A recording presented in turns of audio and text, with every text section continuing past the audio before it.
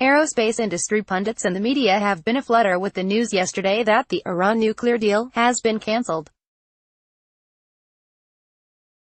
Speculation abounds about who will be hurt and who benefits, some of it spurious and based on false interpretations of what is about to happen. Let's clear the air with some facts. First, this is not a treaty, and the agreement was never signed by the Iranians, making it null and void. While the Obama administration did reverse sanctions and repatriate an estimated $150 billion of frozen Iranian funds from assets previously seized in the U.S., those actions, of themselves, do not provide validation to the agreement, which was technically never legally in effect. That has now been formally corrected, with the U.S. leaving the accord. Second, this was not a deal that was popular in the United States. One of its major proponents, Ben Rhodes, famously misled the media. He is also famous for the echo chamber comment. Subterfuge helped the impression that a deal was actually in place. The truth is that this deal was an executive agreement and not a treaty, hence the ease through which Donald Trump could reject it. For it, a true treaty, a Senate vote would have been required. One particularly onerous condition rumored to be included in the executive agreement was a provision for the U.S. to come to the military aid of Iran in the event it was attacked by Israel or other foreign powers. Iran didn't co-sign the deal, and went on to defy the U.S. in other ways, probably a reasonable sign it wasn't interested in any meaningful détente.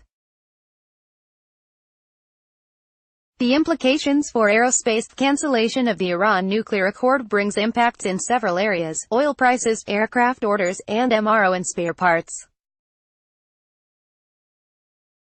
Let's examine each of them. Oil price. There is a concern that rejection of the accord will drive up oil prices. This may happen in the short term, as speculators react, or if Iran threatens to close the Straits of Hormuz. But since the U.S. is now the swing oil producer in the world market, we can expect the U.S. oil fields to uncap and once again begin producing if necessary. U.S. oil exports are flooding the market and there is no immediate shortage of oil. What goes up will come down, as the cyclicality of the oil business continues. We do not expect a meaningful increase in oil prices in the near future, once the initial speculative spike works its way out of the market. But do expect higher Memorial Day gasoline prices. Aerospace deals. The aerospace industry is nervous about the loss of $40 billion in deals. Boeing is downplaying this. But despite the Obama administration returning to Iran billions of dollars, the deals Iran made with Airbus and Boeing were not going to be paid using that money. The OEMs were being asked to help with creative financing. National export banking credits were expected to play a crucial role. The ATR deal for 20 aircraft came with an offer from ATR to finance 8 of the planes. Neither Airbus nor Boeing can do business with Iran under the new U.S. rules and sanctions. Close to half an Airbus is tied up in U.S.-made parts. Moreover, as we have seen prior to the Trump decision, the deals made with Airbus and Boeing did not move forward quickly, and weren't on the books as firm orders, merely letters of intent. A key reason for this is fear of any financial institution to do a deal that touched the U.S. banking industry. Breaking sanction rules would incur huge fines and possible banning from the U.S. banking system, which most financial institutions cannot afford to do. Iran offered nothing worth covering that risk, particularly given an abundance of aircraft financing opportunities elsewhere. Had Iran used the billions from the Obama repatriation largesse, they could have acquired many more aircraft than they did during the period without sanctions. But they did not want to pay for them using this cash. So what potential orders will now likely be lost? Airbus had negotiated lowest for 95 aircraft with Iran, including 16 A350 and 28 A330neo orders, which will be difficult to replace with new orders from elsewhere in the near term. In addition, 50 A320 family narrow-body aircraft were included in the LOI arrangements. Boeing had lowest for 30,777 wide-bodies for Iran Air, as well as 50 737 MAX-8s for that carrier and another 30 for Iran Aseman Airlines. The total of these deals at list prices would have been about $47 billion.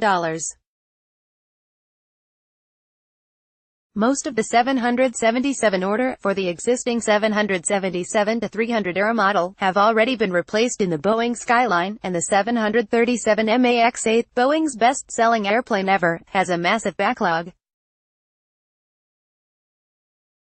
While there is no question that Iran needs new airplanes, the sanctions imposed by the U.S. will prevent Airbus and Boeing from delivering new airplanes, given the high U.S. content.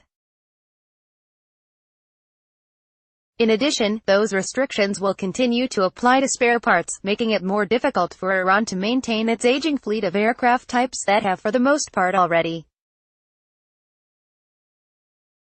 been retired in the U.S., with Boeing and Airbus out of the picture, and Bombardier and Embraer as well, given the U.S. content on their aircraft. That leaves Russia and China. Today, only regional aircraft are offered by each, the Sukhoi Superjet itself with substantial Western content but also with an option for more Russian content, and the Chinese ARJ-21, which is not very efficient nor being produced in volume. The forthcoming Irkut MS-21 and Comac C-919 will be larger A320-sized aircraft, but won't be ready for several years. In the wide-body category, there are no viable alternatives, and the Russian-Chinese RC-929 will likely not be available for another 8 years. The Iranians will be stuck with old aircraft for quite some time, and a lack of spares that will likely negatively impact their schedule performance. So for Iran, what is the way out? Had they signed the treaty, they would not be in this predicament today. But given the circumstances, Iran will likely move closer to China, who may fill the vacuum from US and EU trade sanctions. The bottom line: cancellation of the Iran nuclear accord by the US will likely result in no new aircraft deliveries to Iran for the foreseeable future, and the need for life extension of what is already a very old and inefficient fleet of aging aircraft. From a safety standpoint, this is not a good situation for Iran. From an economic standpoint, there are no options for Iran other than Airbus or Boeing for wide bodies, and no viable options for the scope of single-aisle fleet renewal required from either Russia or China in the near term. These sanctions will hurt, and further cripple Iran's transportation infrastructure. Copyright 2018, Ernest SRV. All rights reserved.